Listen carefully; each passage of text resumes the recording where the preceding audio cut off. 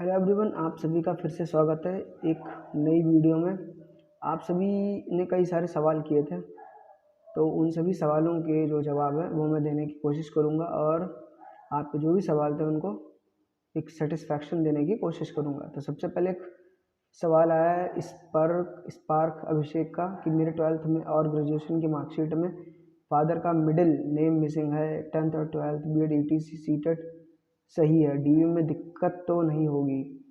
तो सबसे पहले मैं बताना चाहूँगा कि जो आपका जो स्पेलिंग वगैरह है या जो भी नाम वगैरह होता है वो आपका 10th क्लास का देखा जाता है। अगर ट्वेल्थ में और ग्रेजुएशन की मार्कशीट में है तो ये थोड़ा सा दिक्कत कर सकता है आपको। कभी कभार होता है कि जो कुछ डॉक्यूमेंट वेरिफिकेशन वाले होते हैं वो इस चीज़ को एक्सेप्ट कर लेते हैं और आपको टाइम दे देते हैं कि आप इसको सही करवा सकते हैं। हाँ, लेकिन वैसे ये थोड़ी सी चीज़ें गलत होती हैं क्योंकि ये डॉक्यूमेंट वेरिफिकेशन के जो नॉर्म्स होते हैं उनके अकॉर्डिंग नहीं उसको सही माना जाता है। दूसरा क्वेश्चन जो है वो लेता हूँ। दूसरा क्वेश्चन है सर श्वेता मौर्य जी हैं कोई, उन्होंने लिखा सर मैं सिलेक्टेड हूँ टीजीटी साइंस में। तो सबसे पहले श्वेता जी आपको बहुत सारी शुभकामनाएं। और आगे लिखते हैं कि क्या मुझे मेरे स्टेट में जॉब मिलेगी या किसी और स्टेट में। श्वेता जी सबसे पहले आपने जो आपका स्टेट है वो आपने मेंशन नहीं किया है, तो सबसे पहले मुझे आप अपना स्टेट बताइए। दूसरी चीज़ ये होती है कि ये हमारे सेंट्रल गवर्नमेंट की जॉब है, तो इसमें ये फिक्सेशन नहीं होता कि आपको होम स्टेट मिलेगा या कोई अदर स्टेट मिलेगा। तो सबसे पहले मुझे ये पता होना चाहिए कि आपका स्टेट कहाँ पर है। दूसरी चीज़ ये होती है कि जो ईएमआरएस के ज़्यादातर स्कूल्स हैं वो उन क्षेत्रों में है जहाँ पर एसटी समुदाय का ज़्यादा लोग रहते हैं। तो जाहिर सी बात है कि जैसे उड़ीसा है, मध्य प्रदेश है या इस तरीके के जो स्थान है वहाँ पर आपको जॉब मिलने की संभावना है। अगला क्वेश्चन आया है तेजस जी का, उन्होंने लिखा है कि एमपी पटवारी और ईएमआरएस अकाउंटेंट में विच इज़ बेस्ट।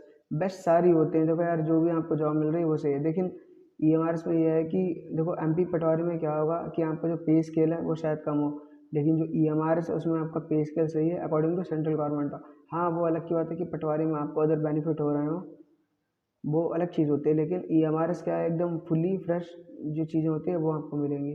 आपको सैलरी यहाँ पर ज़्यादा मिल सकती है। बाकी ये है कि एमपी में आप तो हो सकता है कि आप घर के आसपास रहें, लेकिन अगर आप ईएमआरएस में आते हैं तो आपको हो सकता है कि घर से दूर रहना पड़ सके और किसी अदर स्टेट में काफ़ी दूर जाना पड़ सकता है। तो आप अपने जो भी आपको सही लग रहा हो वो डिसीजन ले सकते हैं।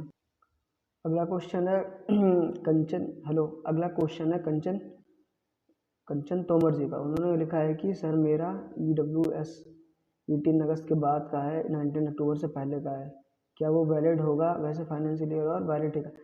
तो जो EWS का सर्टिफिकेट होता है उसकी वैलिडेशन होती है 1 ईयर, और जो फाइनेंशियल वाला होता है उसका भी इस तरीके से है। तो आप मान कर चल सकते हैं कि अगस्त से है तो आप काउंट कर लीजिए, अगस्त, सितंबर, अक्टूबर, नवंबर, दिसंबर, जनवरी, फरवरी, है ना। तो आपका ये वैलिडेशन में है, क्योंकि अभी अगर जनवरी तक में आपकी काउंसलिंग जो डॉक्यूमेंट वेरिफिकेशन है वो हो जाता है तो आपको वैलिडेशन होगा। वैसे 1 ईयर का है तो आप मान कर चल सकते हैं कि आप सेफ जोन में हैं। और अगला क्वेश्चन आया है दिव्यांशु शुक्ला जी का, उन्होंने लिखा है sir I got selected in Lekhpal 200 GP and EMRS TGT English 4600, but Lekpal I am getting home post, which one should I prefer, because in EMRS this posting would be far but it has a better pay scale too। तो सुधांशु शुक्ला जी सबसे पहले आप decide करिए कि आपको करना है क्या है। लेखपाल, ठीक है, लेखपाल सबसे पहले यही है कि लेखपाल में आपकी जॉब है, ठीक है। टीजीटी में आप आते हैं तो टीजीटी में आपको टीचिंग वर्क होगा। लेखपाल में आपको हो सकता है कि वर्कलोड ज़्यादा हो, लेकिन ईएमआरएस में शायद इतना वर्कलोड ना हो। दूसरा होता है कि लेखपाल का पे स्केल कम है, जाहिर सी बात है, लेकिन जो टीजीटी है उसका पे स्केल ज़्यादा है। तो अगर आप टीजीटी से पीजीटी और फिर फर्दर आगे बढ़ना चाहते हैं तो आप इस फील्ड में आ सकते हैं। वैसे लेखपाल भी उधर ठीक भी है, उसमें भी आपको जो पे स्केल है वो इतना नहीं मिलेगा, लेकिन जो टीजीटी वाला है उसमें आपका जो पे स्केल है वो बढ़ता रहेगा। हाँ, वो अलग बात है कि लेखपाल में होकर आपको अदर जो सुविधाएं होती हैं वो मिल सकती हैं, लेकिन जो टीचिंग की पोस्ट होती है वो सबसे फ्रेश होती है, क्योंकि हमारा जो कुछ भी है जो हमको सरकार दे रही होती है हमारा सिर्फ उसी पर ही ध्यान होता है ना, आप समझ रहे होंगे। तो आपको जैसा ठीक लगे आप वैसा कर सकते हैं, लेकिन अगर आप सच में टीचिंग में इंटरेस्टेड हैं और थोड़ा सा आपको यहाँ पर वर्कलोड कम मिलेगा कंपेयर टू लेखपाल, है ना। अगर आपको वर्कलोड थोड़ा कम चाहिए तो you are welcome in teachings. Otherwise ठीक है, घर घर के पास होना और फिर नौकरी के साथ जो है फैमिली एंजॉय करना, तो जैसा आपको सही लगे आप कर सकते हैं। फिर अगला क्वेश्चन है शहनाज का कि सर टाइम क्या होता है स्कूल के बाद का, टीचर फ्री है क्या, आगे पढ़ने के लिए टाइम मिलेगा कि नहीं। देखिए शहनाज जी, सबसे पहले होता है कि जब आप टीचिंग जॉब में आते हैं तो आपको टाइम तो मिलता है, लेकिन वो होता है ना कि आप टाइम को कैसे यूटिलाइज़ कर पा रहे हैं। जैसे कि अगर इधर हम KVS में गए तो यहाँ पर थोड़ा सा वर्कलोड ज़्यादा होता है, हमको अगले दिन की प्रिपरेशन करनी होती है कि हम अगला लेसन जो है किस तरीके से बच्चों के सामने प्रेजेंट करेंगे, है ना। या मतलब कोई हमारी अगली मीटिंग हो सकती है या कोई एक्स्ट्रा एक्टिविटीज़ हो सकती है, तो ज़ाहिर सी बात है उसमें आपका समझ आएगा। लेकिन हाँ, आप अगर सच में इच्छुक हैं पढ़ने के लिए तो टाइम बिल्कुल है, क्योंकि आपको छुट्टी बस संडे टू संडे मिल रही है, और उसके बाद भी अदर भी आपको टाइम मिल जाएगा पढ़ने के लिए। और जाहिर सी बात है कि जब आप जॉब में हैं तो आपका जो नॉलेज होती है वो बढ़ेगी ही बढ़ेगी, ठीक है। फिर अगला क्वेश्चन है अजीत सिंह का। अजीत सिंह ने कहा sir I am selected for the hostel warden, but DV के लिए कोई मेल नहीं आया है, केवल मैसेज आया है, और फर्दर डिटेल्स के लिए साइट्स विजिट कर रहे हैं, प्लीज़ DV से रिलेटेड कुछ बताइए। जिनका भी देखिए, जिनका भी जो DV वाला है वो उनको मेल पर ही मिलेगा।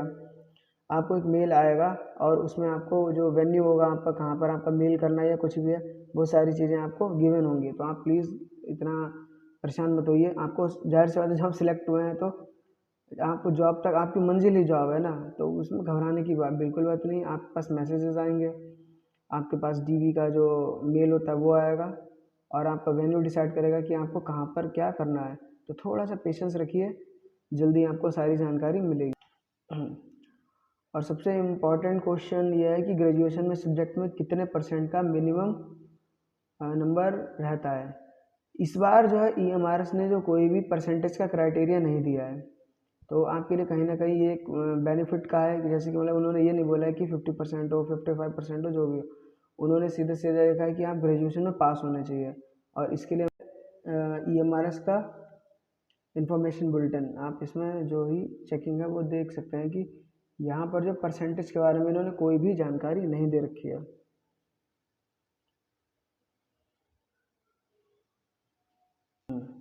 उदाहरण के लिए आप देख सकते हैं कि TGT इंग्लिश का, हिंदी का, या जो थर्ड लैंग्वेज मैथमेटिक्स जो भी है, उन्होंने एक दे रखी है पोस्ट के अकॉर्डिंग इन्होंने जो एज लिमिट है वो दे रखी है, और इसका इसेंशियल क्वालिफिकेशन में सिर्फ जो ग्रेजुएशन है वो लिख रखा है, लेकिन इन्होंने कोई भी परसेंटेज जो है वो यहाँ पर नहीं दिए कि इनको मिनिमम कितना परसेंटेज चाहिए, कुछ भी है। तो आप इस चीज़ से बिल्कुल मत घबराइए कि आपकी परसेंटेज कम है तो आपको निकाल देंगे या कुछ भी है, क्योंकि केंद्रीय विद्यालय और नवोदय विद्यालय में इन्होंने परसेंटेज का क्राइटेरिया रखा था, लेकिन यहाँ पर जो है वो परसेंटेज का क्राइटेरिया नहीं रखा है। तो आप बिल्कुल निश्चिंत रहें, और आपने अगर एग्ज़ाम क्वालिफाई किया है तो आप उस जो जॉब है उसके हकदार होंगे। ये देखिए, इन्होंने कहीं भी जो परसेंटेज है उसके लिए नहीं बोला है कि हमको इतनी 55% चाहिए या कुछ भी है। तो ज़ाहिर सी बात है कि आप बिना किसी संकोच के अपना जो डॉक्यूमेंट वेरिफिकेशन है वो करवा सकते हैं। ये देखा कि किस तरीके से ये जो इन्फॉर्मेशन बुलेटिन है वहाँ पर परसेंटेज की जो भी क्राइटेरिया वगैरह है वो नहीं दे रखा है। अब अगला सवाल आता है कि स्टेप फॉर एजुकेशन कोई जो भी है, आई डोंट नो, इन्होंने लिखा है कि सर कैरेक्टर सर्टिफिकेट यूनिवर्सिटी से बनवाना होगा। ऐसा होता है कि जो कैरेक्टर सर्टिफिकेट हमको दो जो गजेटेड ऑफिसर है उनसे भी मांगता है, दूसरा एक एक अलग जो है कैरेक्टर सर्टिफिकेट मांगता है, जो या आपने जहाँ से पहले पढ़ाई पूरी की हो, जहाँ से ग्रेजुएशन किया हो उस यूनिवर्सिटी का प्रिंसिपल होना चाहिए, या आपने 12th 10th जहाँ से भी किया हो वहाँ का आपको एक देना होता है। बाकी इसके अलावा आप किसी गजेटेड ऑफिसर है या कोई उस रैंक पर है, असिस्टेंट प्रोफेसर वगैरह है, तो आप उससे भी अपना जो सर्टिफिकेट है वो बनवा सकते हैं। इसमें भी मैं दिखाना चाहूँगा कि किस तरीके से क्या प्रोफार्मा वगैरह होता है। अगला कमेंट है रवि मित्तल जी का। उन्होंने कहा कि सर मेडिकल सर्टिफिकेट ज़रूरी है क्या? देखो, मेडिकल सर्टिफिकेट जो भी गवर्नमेंट जॉब में जाते हैं, चाहे स्टेट लेवल की हो या आपकी सेंट्रल गवर्नमेंट की, तो वहाँ पर जो मेडिकल सर्टिफिकेट होता है वो चाहिए होता है। अभी आपके पास जब मेल आएगा तो उसमें फॉर्मेट दिया होगा कि मेडिकल सर्टिफिकेट कहाँ से बनवाना है। वैसे सीएमओ का ही वैलिड होता है, तो आप सीएमओ से जब मेडिकल सर्टिफिकेट बनवाएंगे तो उसमें जो है आपका हाइट, वेट, ब्लड, जो भी होते ना कई सारी चीज़ें, उसके अकॉर्डिंग सर्टिफिकेट बन जाएगा। फिर उसमें एक अगला कमेंट आ रहा है कि प्रशांत वर्मा कह रहे हैं कि ग्रेजुएशन में परसेंटेज के बारे में मेंशन नहीं है। जी, जो हमने जो अभी इंफॉर्मेशन बुलेटिन देखा था उसमें जो है परसेंटेज का कहीं भी नहीं दे रखा है, यानी कि आप सिर्फ ग्रेजुएशन पास होना चाहिए और बीएड होना चाहिए, आपके पास सीटेट क्वालिफाई होना चाहिए। तो ये थी बेसिक सी जानकारी। और मेडिकल सर्टिफिकेट भी चाहिए होता है। जी बिल्कुल, मेडिकल सर्टिफिकेट चाहिए ही होता है। तो मिलते हैं एक नई वीडियो में। अगर आपको पास और भी कोई सवाल हो या आप कुछ भी जानना चाहते हो तो आप कमेंट बॉक्स में कर सकते हैं। जय हिंद।